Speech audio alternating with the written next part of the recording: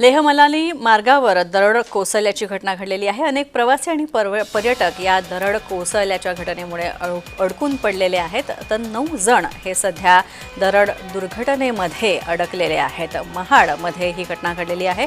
महाडमधले ही 3 कुटुंब सध्या यात अडकून पडलेली आहेत आणि 2 दिवसांपासून दरडीमुळे रस्ताच इथला बंद आहे। सध्या या भागात पाऊस पडतो आणि पावसामुळे दरडी कोसळण्याच्या घटना घडतात।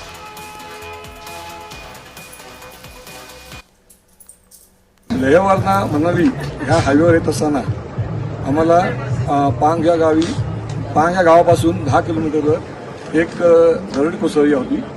ही दरड कोसळण्याचं काढण्याचं काम हे गेले 2 दिवस चालू आहे। त्यामुळे आम्ही गेले 2 दिवस अडकून पडले आहोत।